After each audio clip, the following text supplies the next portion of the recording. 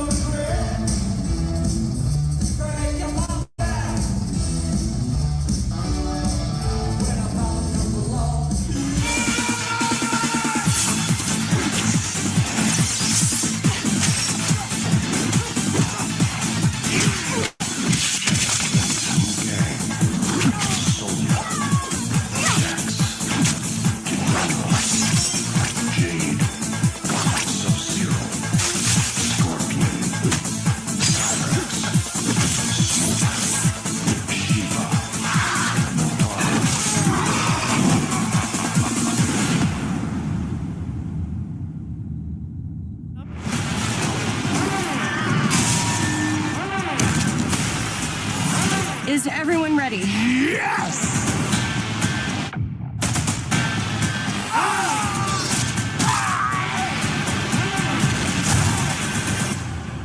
We stick together.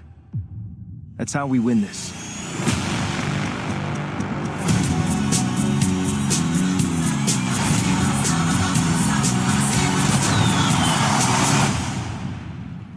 Q, can you lower the lights for me, please? Okay, but remember, in here, keep those feet still, my man.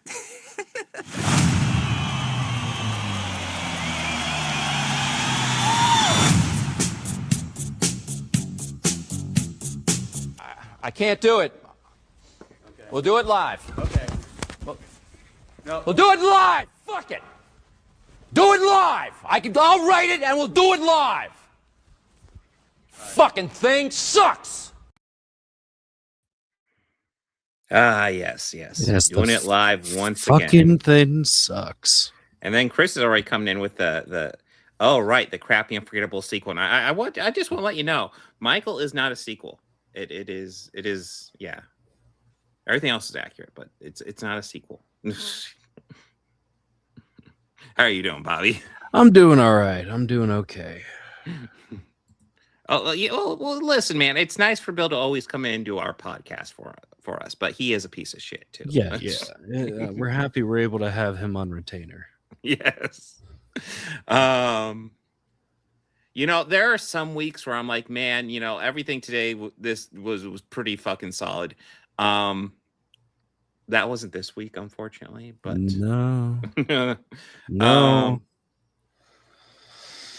I will say one thing I thought was pretty decent, although it started kind of rocky, but I think in the end it kind of wrapped up pretty decent. And then there's the other things.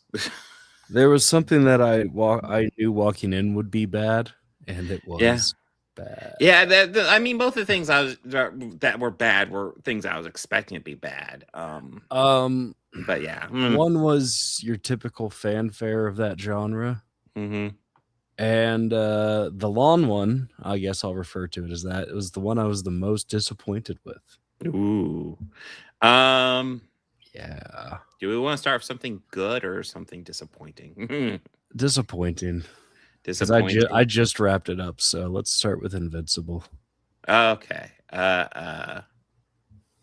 So you were disappointed with Invincible? I really kind of I've been kind of disappointed with the series lately, to be honest with you. This season kind of disappointed me a little. I thought the reason why I feel like disappointed with this series is well, as of late, is just I kind of feel like the Omni-Man side plot is just they've been drawing it out too long, and I'm happy that we finally got that. Mhm. It's just I don't care. Well, I'll be honest. When it comes to Omni-Man, I'm kind of realizing there's no way to actually give him any redemption unless he dies. No. I mean, with the whole lot of it, I feel they've waited too long to resolve this and have him come back to Earth and all of it, and I just could care less. I guess I'm walking away a bit different, even though I felt like the beginning of this season was kind of rough. I think it kind of came together at the end. I kind of was okay for it came together at the end and everything. I just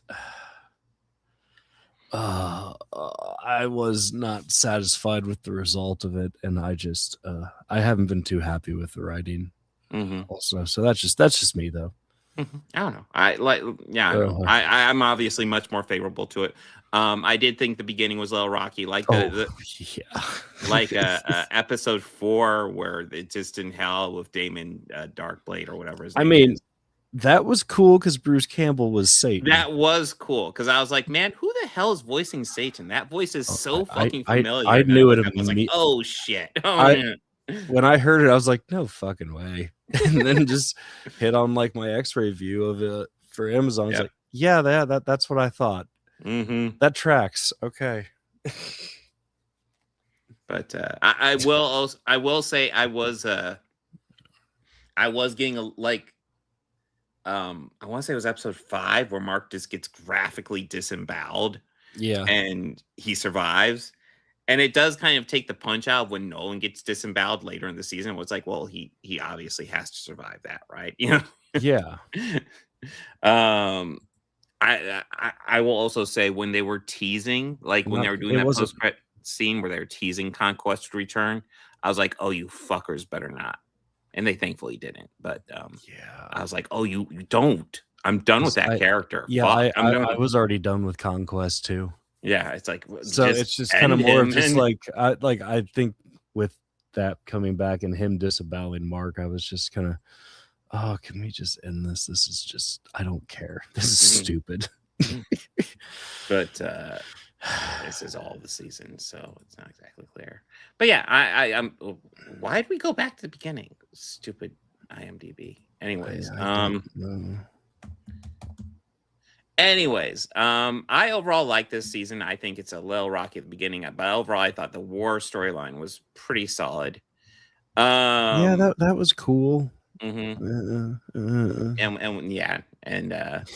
the resolution to everything is I don't know. I feel like it's definitely coming to an end because I feel like this has like one more season and then it's done. I don't know what you tell past this. I don't know. Yeah, that's kind of why I'm just like, this is lame.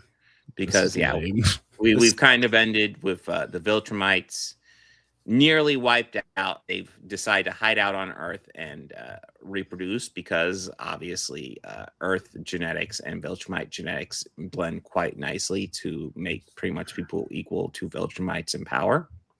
And Thrag is a real piece of shit. And now we have to see where it goes. But I don't know. Yeah. I enjoyed this season. Like I said, didn't care for it. But yeah, that's fine though. Like so a little disagreement, but no, it's just I kind of feel like they've written themselves into a corner, and this was him try because I felt they did last season. Well, I mean, I felt they wrote one with Omni-Man going off, and then the redemption, which was cool to see. Yeah, I Don't do get me like wrong, I would like Omni-Man But just them as, taking so long for him to get back to Earth is what I felt killed that momentum for me, at least for me. Well, I will also add there is this thing where Omni-Man keeps on visiting people. Like he visits his ex, and he visits Cecil, and he's like, I'm sorry. What do you expect from me? And it's like, bro, do you know what you did? They're allowed to say go fuck off. I'm sorry. Cecil did that scene was I did enjoy that. That was good because it's I'm like even sharing my screen, but yeah, I'm not even. Yeah, that was one where he was just like, no, you have no idea what you did, do you? Yeah, Cecil was like, tell me when you've nearly died like 2,300 times or something like that. And it's like, yeah, that's how many people you fucking killed. And that's kind of at the point where I was like, yeah, there's no way for Nolan to actually get any redemption unless he dies. Big heroic death, sure, but like he wants 9 seasons of this. Oh man. Ooh. Woof. Woof. We'll see. I'm not as turned off as you, but like I do feel like next season's kind of should be the wrap up because Viltrumites are living on Earth. Like once they get rid of the Viltrumites, like what is the story? I guess you could just tell the story of Mark, but like it's Viltrumites have been such a key role to the whole story. So I guess we'll have to see. But yeah, like I said, I'm more mixed, but like I overall enjoyed this season. I thought wrapped up nicely. Anything else you want to add, Bobby? Or no. Now let's go on to the knowing deep hurting. Knowing deep hurting? Oh yeah. Mortal Kombat Annihilation. Okay. Ooh, everybody's this movie was favorite. bad. Oh my god, listen, I didn't like the first one. Like it was pretty bad. And like somehow this is worse in every single way I could possibly imagine. I kind of forgot how bad this was. This was shockingly bad. I actually I thought maybe I had seen this at some point, but rewatching, I'm like, or I guess watching it, I don't think I've actually sat down and watched this. This is bad. I remember the exact Holy moment shit. the first time I watched it when I realized this movie sucks. And like I said, it's not like the first one's good, but like fuck this. And is it's just the so much and it's the fucking worse. Cyrax rocket launch is when I realized that this movie sucked. And you know what? Yeah, it still sucks at that point, and it doesn't get any better. Yeah. I mean, like when the first one, like the cliffhanger of the first one is like, I want to say it's Johnny, Liu Kang, Sonya, Raiden, and it was miraculously recast in this movie. Well, almost everybody is recast in this movie, and they're all standing in the big like I imagine it's supposed to be Shao Kahn is like massive, and they have to fight him, and then this begins there, except instead of him being massive and they have to fight him, he has all these little minions and he's little and he just portals down. And it's like, okay, so obviously you wrote yourself into a corner. You didn't know how to resolve it. So this is the resolution. Everyone is recast. Katana is the other one I was thinking of. But Katana and Liu Kang are the same. That's it. Yeah. Sonya's recast. No, I think Johnny's the same, but he's barely in it. No, Johnny was recast as well. Really? Yeah, he has no lines of dialogue in this. No, he doesn't. He just pops up and dies instantly. Boom. That is his job in this movie, to die. Just be there, do an attempted cool karate kick, and then die so quickly. Yeah, and I like watching this. I was like, okay, so like when they're choosing actresses to play Sonya, are they just looking for someone whose legs look good in short shorts? Because is that it? Is that all we're looking for? Yeah. And I think like maybe they did lots of shit with her legs, and it's like, okay. Yeah. This like special effects wise, this is just atrocious. Like, as much like as bad as the special effects were in the first one, this one is somehow so much worse. Oh yeah, we get Jax in this. And his cybernetic arms that are definitely just not sleeves. Yeah, just not sleeves. And he can't like they made a big deal about him, but apparently he can just take them off whenever he wants. It's like, well, what's like, why do you need like okay. Yeah, Yeah, Jax was pretty entertaining. I will say that. oh yeah, fucking Jade popping up like half naked and then later in her full outfit, and it's like, why? Yeah, I would. I mean, I would argue it's crucial to the plot, but I mean, that just seems incredibly unpractical for her being on top of a mountain to be dressed like that. That's Yeah. Look, it's snowing. That's great winter gear, by the way. I thought I thought Christopher Lambert was totally passable as Raiden. He was kind of weird. James Remar played very differently, and he went a little. Yeah. Lambert went a little Tommy Wiseau with it at moments. Yes. But Ajax was decent as Raiden. He was absolutely decent. Well, yeah, James. Like, if you like James Remar, well, I think probably I do like James Remar. Yeah, I do, and he plays him just more like just a regular dude, which I think it feels like a very different character, but it still works. But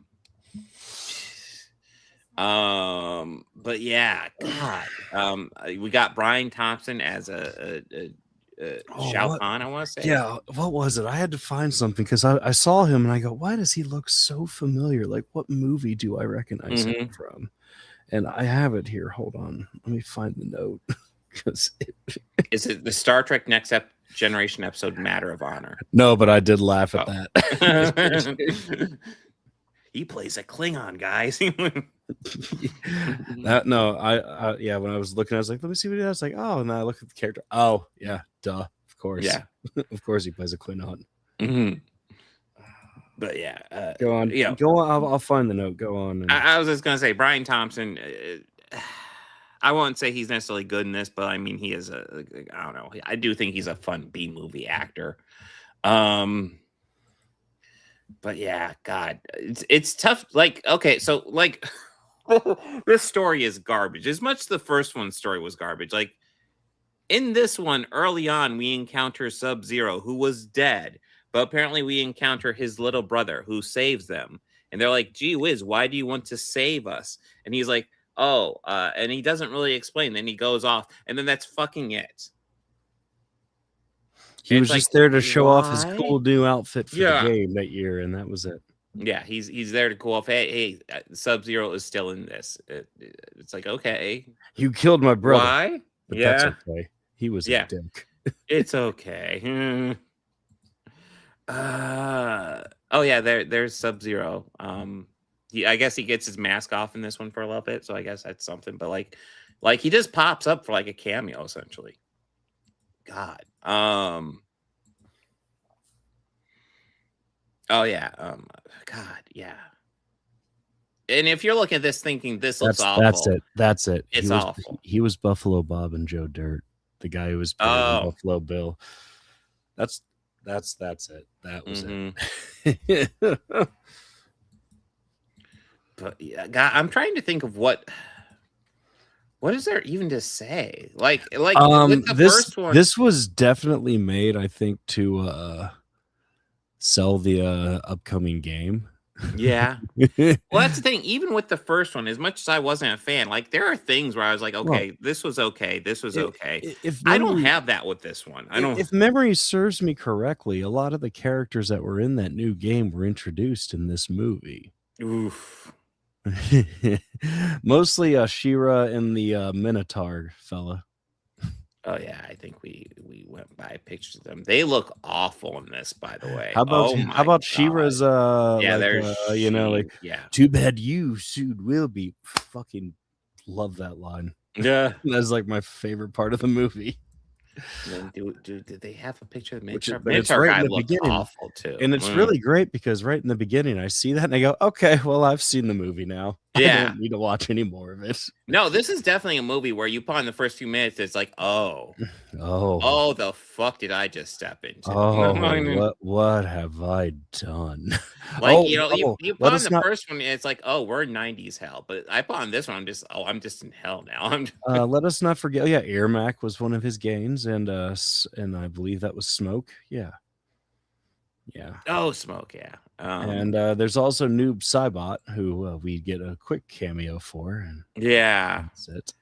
The movie seems really interested in just introducing characters. but not Also, really doing Nightwolf. anything Yeah, with them. Nightwolf. Oh yeah, Nightwolf pops in. Oh god. He pops in there to introduce animalities so we can get to that terrible CGI fight. And speaking of terrible, Baraka's in here, God. which it's totally not a guy in a Halloween mask. Oh god, dude. I'm just thinking about that CGI battle between Shao Kahn and fucking Liu Kang at the end of this, and it is so bad. Just like Liu Kang just suddenly learns animality and just turns into just like this weird CGI lizard, and then Shao Kahn does the same. It's tough to describe just how absolutely awful it looks unless you've seen it, but like the CGI you got in the first movie, just so much worse. And it's like an extended sequence of them fighting like that. And I'm like, holy fucking shit. Like, this is hell. I guess Raiden does get a little arc here. Right? I mean, I do like Baraka, which is totally not a guy in a mask. Oh, yeah. It seems like they don't have much art here, just box art. But yeah, this is bad. This was right to the beginning. I'm trying to think, what could I say that's positive about Mortal Kombat Annihilation? Certainly wasn't the editing. Yeah, they did a lot of quick shots to like make the it was awful action look seamless and sure, seamless. Yes. Yeah, well, this was just terrible all around. What did you think of the teleportation balls that they used to travel around? I hit 39 lines in Tetris at that point. That's what I think of that. In case you don't know, there's a point where Raiden's like, you have to get in these little balls, and they will travel across underworld, wherever there's places supposed to be called. It's like, whoa, and they have to go in twos. So of course it's a guy and a woman, and it's like, whoa. It's it is. Oh god. And in the first one, I complimented the actor who played Liu Kang for having good fighting form and looking good in the fights. And I can't even say that about this, because I feel like we barely see him. It's edited around the fights so poorly. The fights are just ugh.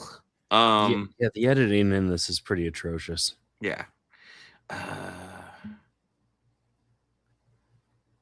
I don't know, Chris. I think this is pretty terrible. I would definitely qualify the first one as more meh to bad on the first one. And this one, yeah, this is terrible in my opinion. Yeah, this is not great. Anything else you want to talk about, or should we just go into Michael? Let's go into Michael. Okay, so I haven't seen this movie since the 90s.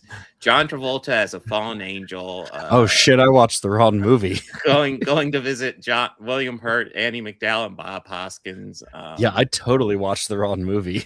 Yeah. This is back when we thought John Travolta was charming. Yeah. Oh god damn it! No, we actually watched the Michael Jackson biopic. Yeah. No, I just remember that playing the scares. Like, oh wait, there was a Michael back in the day. Okay, positives. I think Jafar Jackson does a passable Michael Jackson impression. Miles Teller is awesome as always. Yeah, I did not know Miles Teller was in this, but he was great. He was the highlight in my opinion. He always gives a phenomenal performance. Yes, he's an incredible actor. I can't say. No, and I feel like I haven't seen him a lot recently, and he popped up here, and I was like, hey, it's fucking Miles Teller, fucking awesome. Yeah, no, the voice. I go, I know that fucking voice. Yeah, what's up, my dude? So yeah. The last thing I saw him in was that Paramount show, The Offer, where he played the producer Tully, who I can't remember the full name, but Tully, who gets The Godfather made. Oh, okay. It's actually really good. I mean, overall, I would say the acting in this is pretty good. It's decently directed. I have something else that I could, and this is just something I noticed. in the scenes where they're all in the studio, Mm-hmm. they were like period accurate equipment. And I that's kind of one of the things that I like get geeky about Yeah. and nerdy about. Because yeah, in this scene, I was like, holy shit, that board. That was like the first thing I noticed. And even like a lot of the like gear in those scenes and music and even the performance scenes, like those are period accurate instruments that they were playing for that time period in every single one. So that I appreciate that note of detail Mhm. to Yeah. this. And I mean, just for me as the audiophile and just seeing those like recording consoles, even in when he was recording his first one, I'm just like, that's cool. Mm-hmm. I was just nerding out over that. Yeah. I go, that's cool. So I guess I gotta ask the big question. Yeah. Is it just me, or is this movie profoundly uninterested in Michael Jackson? And 'Cause more it of just goes the over- legacy of Michael Jackson. Like it goes over like events, but like I Yeah. can't, after watching this, I can't say I understand Michael Jackson any more than I did before. It's just like this happened. It and this really, happened. to me, it felt like it really wanted to preserve the legacy Mhm. of the myth of Michael Jackson. Yes. And just to show, for lack of a better word, for lack of a better phrase, the man in the mirror of Michael Jackson, you know, like, Mhm. and the stuff that I felt that they really highlighted a lot on was stuff Mhm. that I was like, I knew this about Yeah. him already, like him visiting the sick kids. Like, that's like, is this new information to some people? Like, Yeah. this is very well known. Like, And like, yeah, he got him getting the exotic animals. Like, do we explore why he gets the exotic animals? No, but we he just just hear him gets say it once. exotic animals, and it's like, And I always I thought knew that that. I knew I that. always thought that he had the pet rat at the house in Gary. Mm. I didn't know that was. I didn't think that was in Los Angeles, but that was when I was like, oh, okay. Mhm. And then, Yeah, like everyone casting wise, they did a great job. yeah, Yeah, great. to me, this feels like it's well cast. I think it's well directed, even, but I feel like it's hampered by obviously the family's wanting to preserve his legacy, and he's a And controversial figure for I can obvious absolutely, reasons. and I can absolutely see their involvement in it. Oh, And yeah. without even having to watch the credits, I could tell you. Mhm. There's nothing wrong with wanting to preserve your loved one's, legacy and all. They didn't do that same courtesy to Joe Jackson. No, Joseph Jackson comes off as like near supervillain. I mean, Coleman Domingo is yeah. I mean, dude, there were moments where he was seriously like, over the top, like Saturday morning cartoon villain in this. No, like him sitting at that, he's a step away from like trolling his mustache and going, or just like doing the Mr. Burns. Yes, excellent. You will do this tour for me. Excellent. And I noticed one moment where it was a great bit of acting, because I also know that Michael's bodyguard was also heavily involved in the making of this film as well. That one scene of where they're doing the reunion tour near the end of the movie, yeah, and he's just, I think right here where he's just mean mugging Joe, talking about doing a whole world tour, and I went, man, he wants to punch him so badly right now, and I'd be okay with that. I'm pretty sure Michael wouldn't fire you for that. No. Yeah, I mean, that's the thing. Like, Michael's issues with his father seem to be the only bit of controversy this movie is interested in exploring at all. And like, for me, it's like, if you're him also wanting to step away from the Jackson 5, I would say. Yes, yeah. Well, I think that's kind of related to it, but yeah, it is. Yes, but to me, it's like, if you're not interested in really, and I'm not even saying get into like the allegation against him, but like, explore him a bit more. Why does he get exotic animals? What is the deal with the nose surgeries? Because we see him go in for the first nose surgery, so the movie's not afraid to touch on that. It's just like, he goes in for the first nose surgery, and then there's like an hour later, we see like little bandages on his nose, so obviously he got another nose surgery. But like, the movie doesn't like explore why he does this. But like, there's one brief scene where his father calls him Big Nose, and that's it. like this movie doesn't explore Michael at all. No, you know? they really don't. They hit on all of like they do like the same thing you would expect in any biopic. They hit on where the key family is very much pivotal, involved. yeah, pivotal career moments. Mm-hmm. Like I was not surprised to see the Motown 25 concert.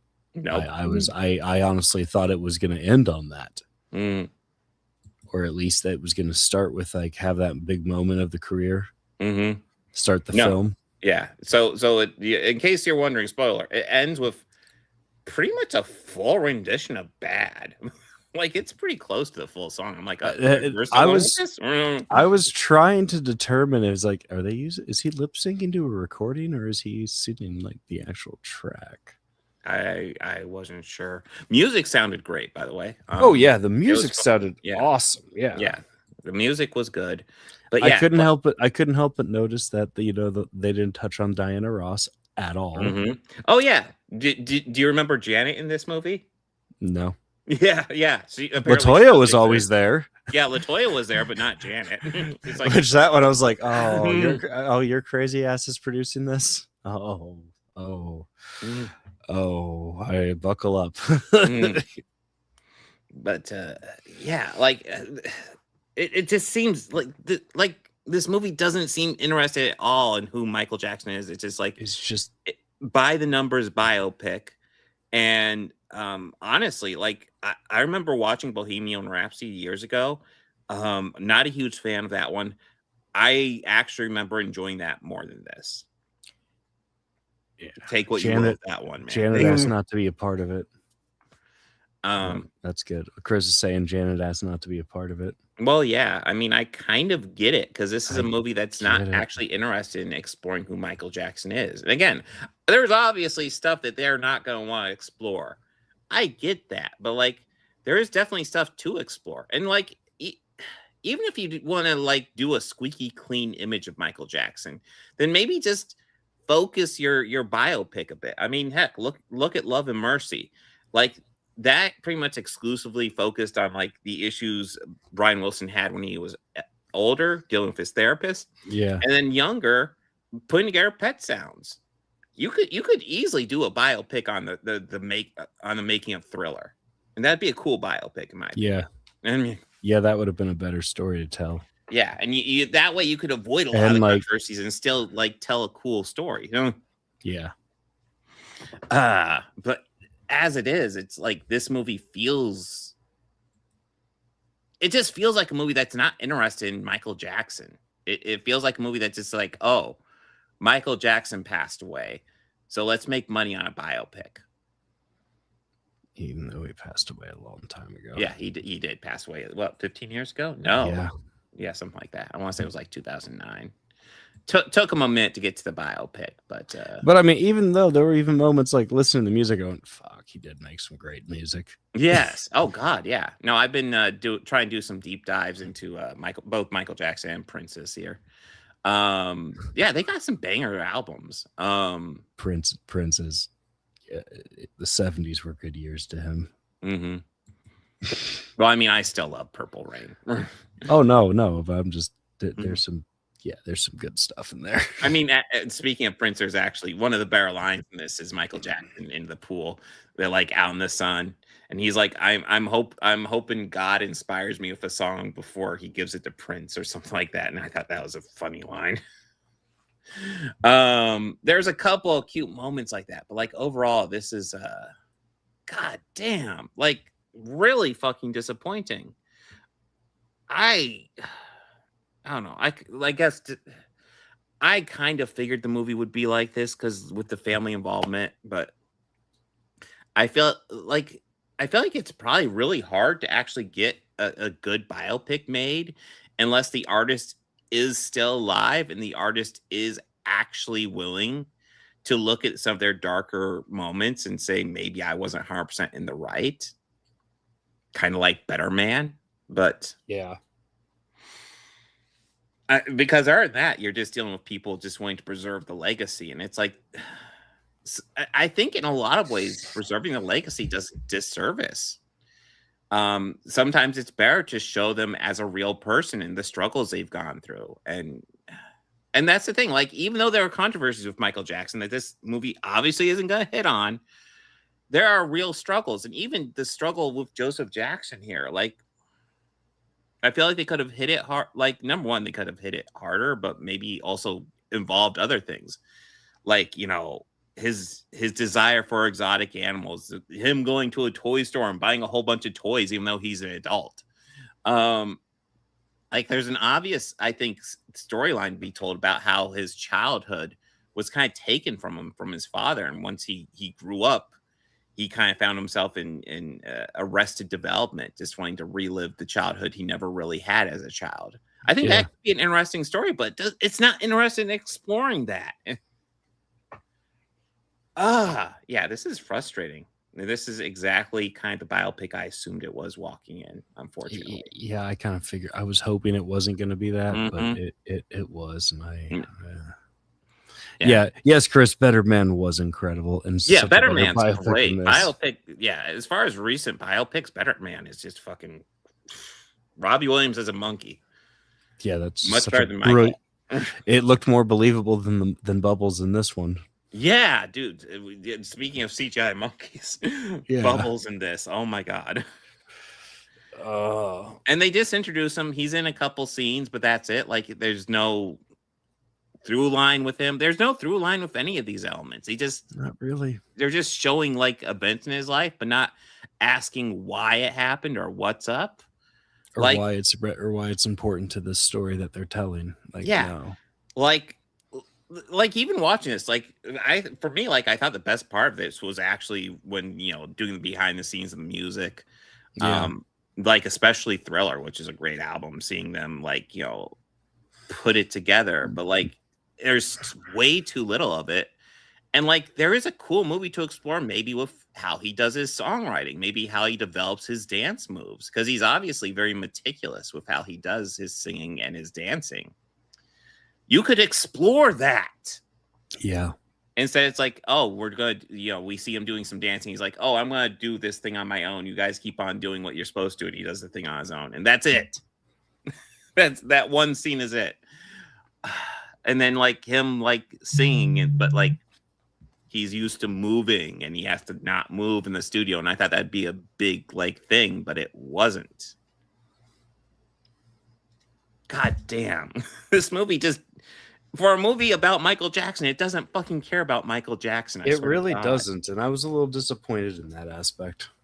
Yeah, I've been ranting quite a bit, but like, Oh, you're fine. You're fine. rough, It man. was rough. It was rough. I agree.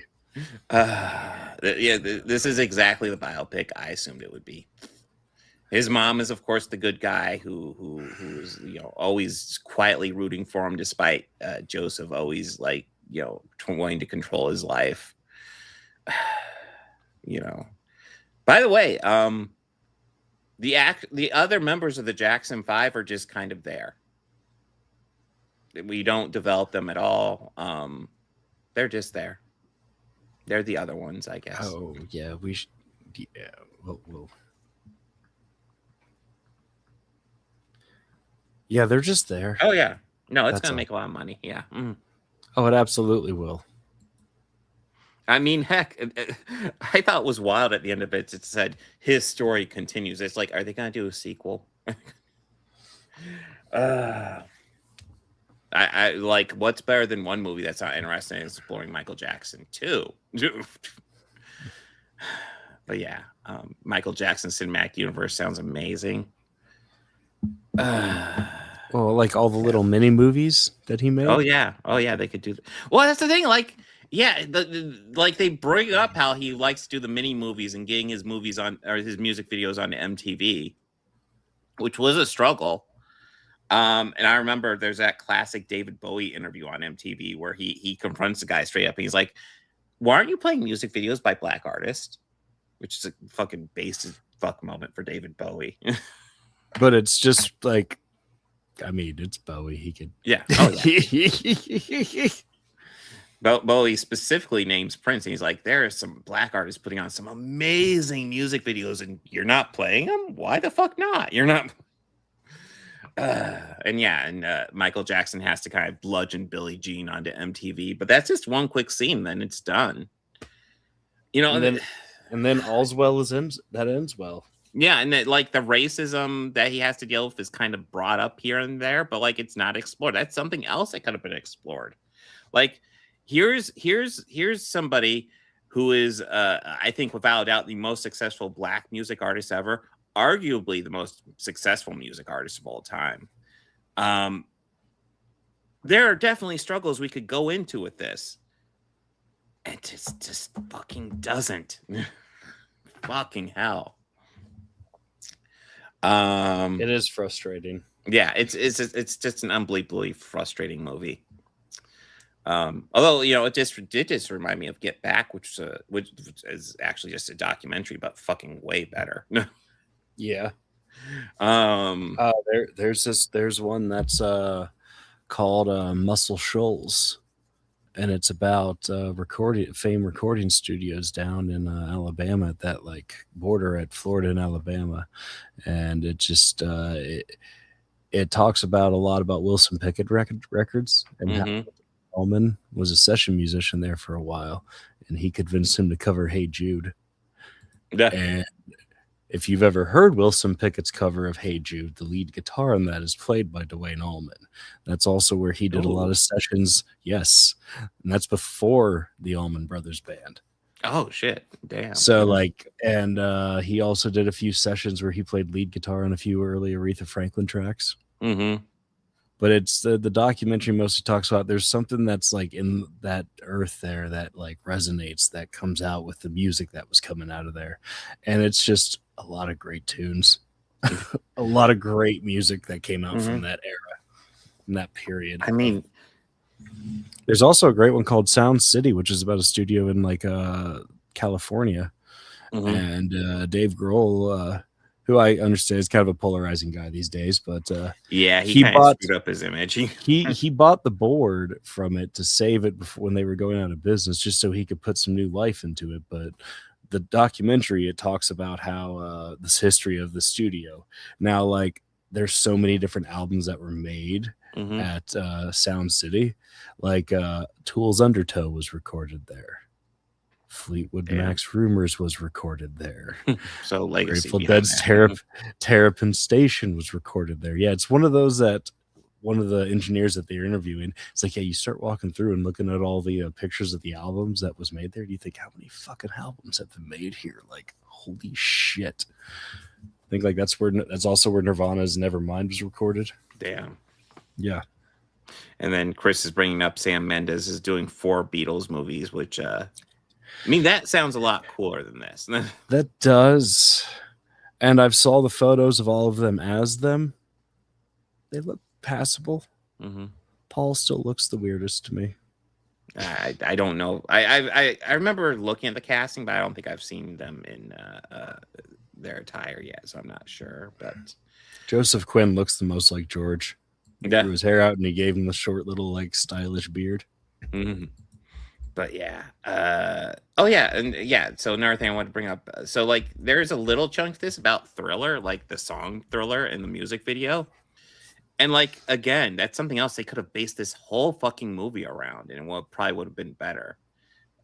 Because Thriller, like the 15-minute long music video for that song, and it gets like a quick brief mention about, oh, Michael, John Landis is zooming in, and Michael wants a full shot, and Michael's like, hey, can we do this instead? And they agree to that, and that's it. That's the entirety of the Thriller music video in this. It's like, Jesus fucking Christ. And I will say, part of the reason why I would probably say I prefer Bohemian Rhapsody to this is because even though I think Jafar Jackson does a totally serviceable impression of Michael, I think Rami Malek does a better performance as Freddie. And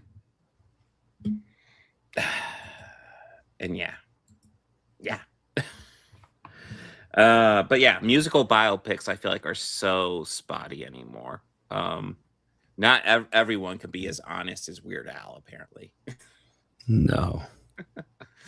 Although I honestly, I think Weird Al just really took the shit out of the musical biopic with his, because he's like, fuck it. We're doing a biopic. We're going to do weird shit with it. Oh, here. Yeah.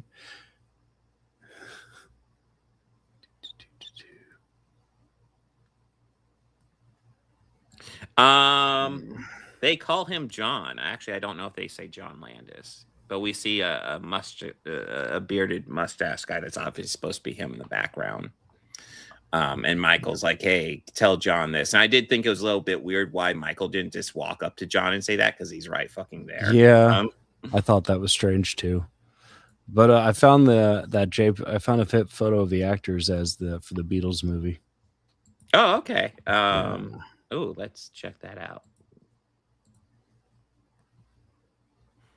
Yeah, see, Paul looks a little off to me, but Joseph Quinn, like, yeah, that looks pretty legit. Yep. And both of them look pretty legit.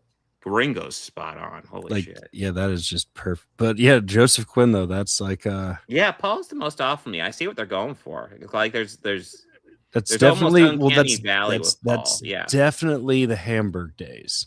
Yeah. So maybe that's kind of why I'm just, because that's obviously much latter. Like this is like Abbey Road era. Yeah, to me, everyone else looks kind of like them, but not and this exact, kind of in a almost good looks way. And this kind of almost looks like, him recording like solo Lennon stuff. But yeah, I definitely feel like Paul looks the most kind of yeah, I don't know. I don't know if that's gonna work. Mm-hmm.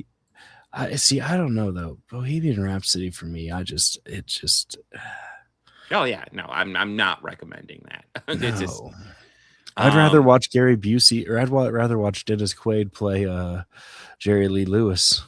Well, I mean, the thing about Bohemian Rhapsody, and to a degree, the thing about Michael is like one of the highlights is the music. And like, if you just want Queen music or Michael Jackson music, listen to one of their albums or listen to their greatest hits. It'll span everything. Yeah. Although they have some great albums too. So like, definitely obviously check out Thriller and Bohemian Rhapsody. I'm brain farting. Night of the Opera. Yeah, Night of the Opera is a great one. Hell, if you want underrated one from Queen, Innuendo is great too. Hold on. There was one that I think is great, but it's not necessarily appreciated. No. Yeah, John Landis is, I don't know. But I don't know. Max Landis is a piece of shit. I like, there was a time where I kind of wanted to like Max Landis, but like over time I've just been like, yeah, fuck that guy. Yeah, the Miracle I think is an underappreciated Queen album. Oh yeah, the Miracle's solid too. Yeah. Yeah.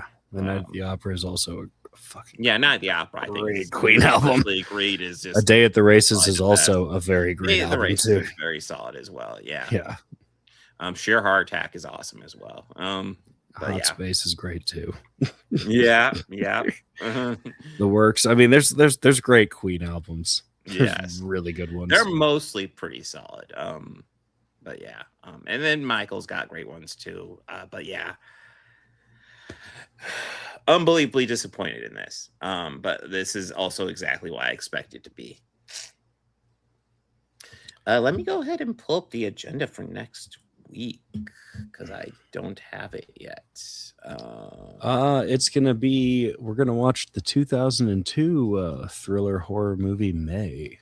Ooh. We're also gonna watch the 2021 Mortal Kombat, and we're gonna do some catching up on The Boys. Oh, how far is it? Is it midway or are we wrapping it up? Okay, we have it's 3 to 5. Yeah, I'm so excited to check it out, but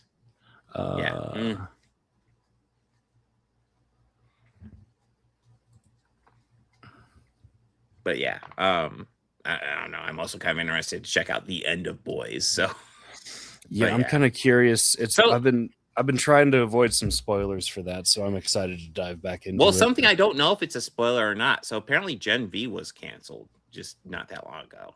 I did not know that. So there is no season 3 Gen V coming out, which is disappointing because I felt like season 2 really found its footing, and I'm like, oh, let's see what happens, and it's over now. And it does make me wonder if maybe the Boys will resolve with something that will make Gen V not possible to continue. We'll have to see. Yeah, we'll have to see how it concludes. But I was kind of shocked to hear that Gen V was ended because it's like Wow, that season 2 ended like a while ago, and now we're announcing that it's not doing another one. Okay. I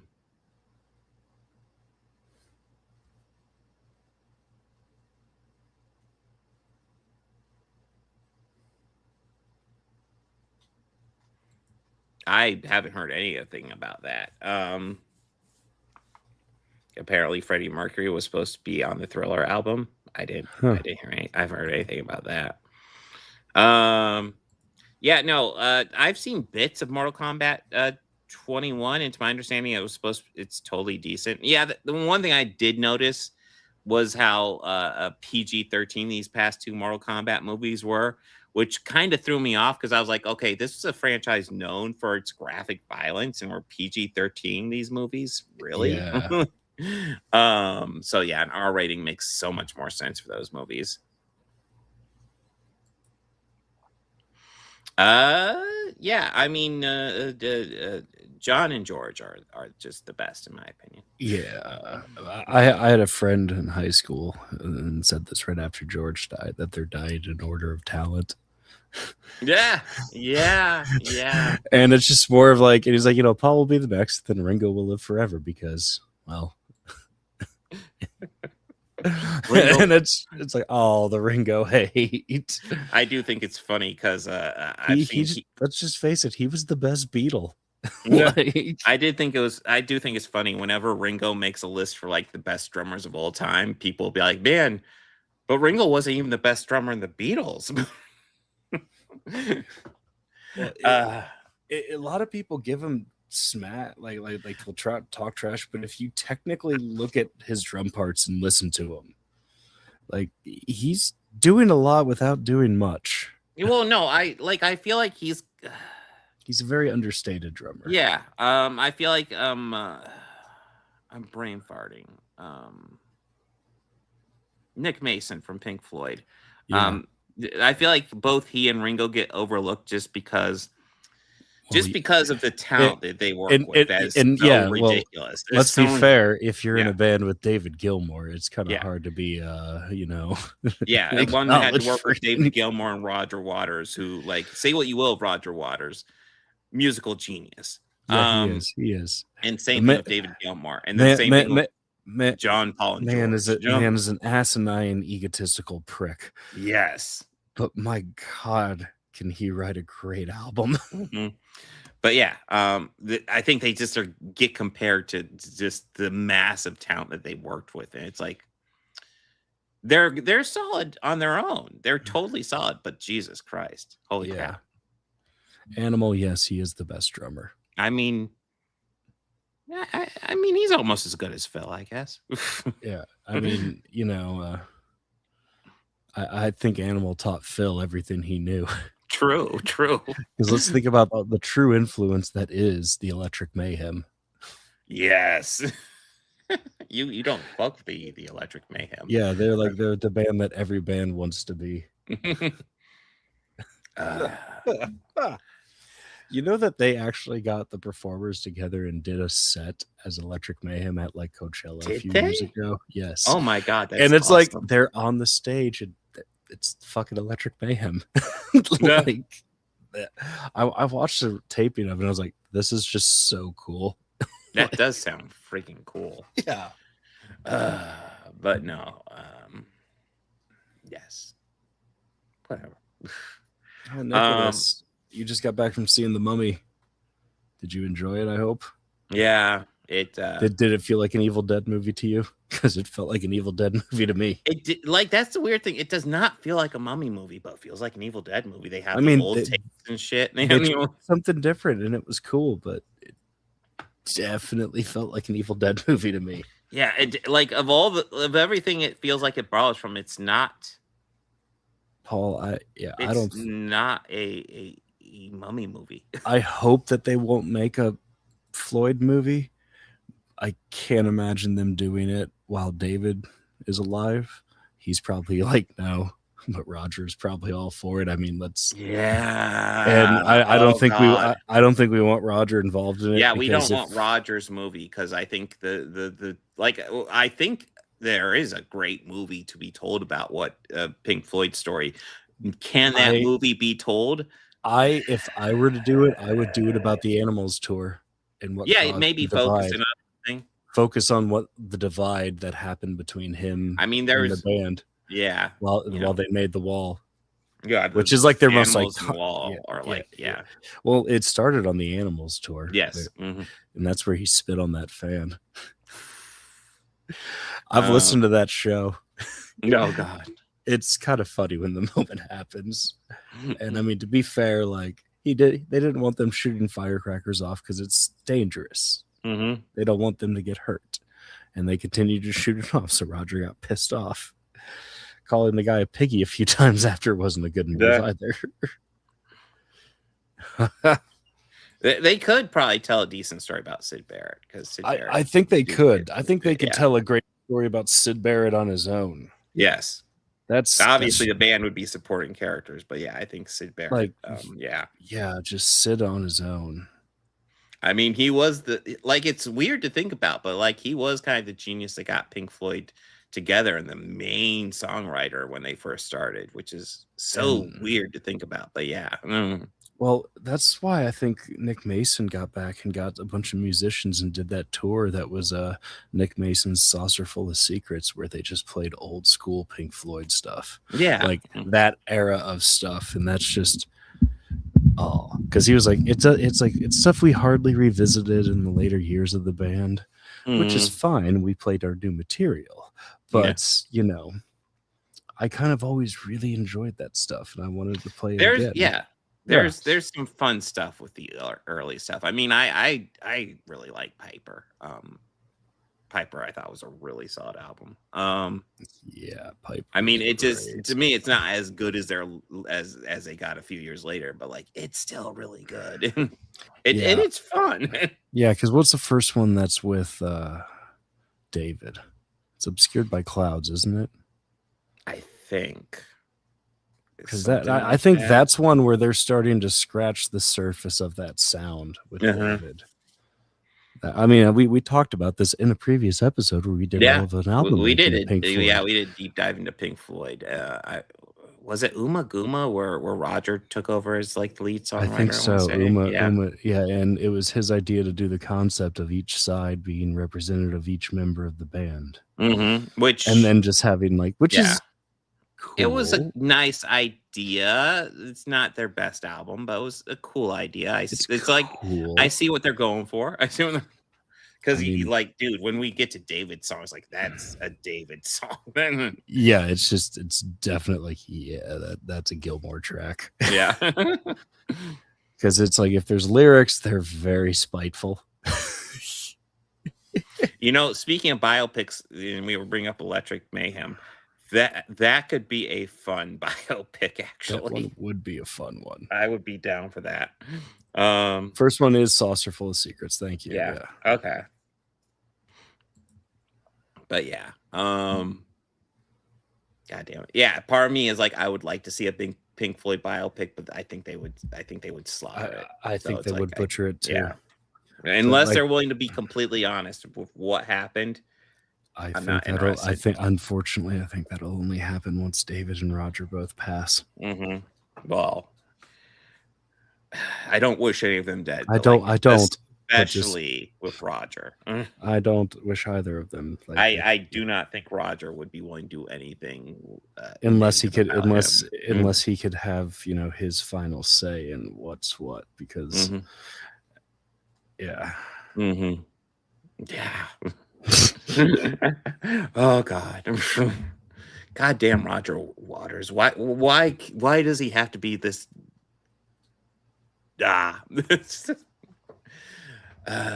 yes, May, Mortal Kombat 2021, and The Boys Season 5, Episodes 3 through 5 next week. And I'm looking forward to getting caught up with The Boys. And May, I have no idea about, so I will find out that one when we get to it. Anything you want to add, Bobby? No. I will be kind of taking a little break. My parents are going to come visit me tomorrow, so they will be here for like a week. So I will be hanging out with them. So I won't really be streaming or anything. So you guys will have to do without me. I'll try to get a video out on Saturday, and that will be about it till the next podcast next week. But yeah, I will say Mortal Kombat 2 with Carl Urban as Johnny Cage. It does look like fun, and mostly because I like Carl Urban. But yeah, I also like Carl Urban. yeah. So There's I'm some kind of people a- who I mean, really hate on him, and I don't get that at all. I don't get it either. Like he's the like as an argument actor, he seems like a nice guy, and as a performer, he always gives his all. So the argument I keep hearing is that like he plays the same role in every single movie. And you could say that about any actor. That's not a valid complaint. let me pull up a picture of this.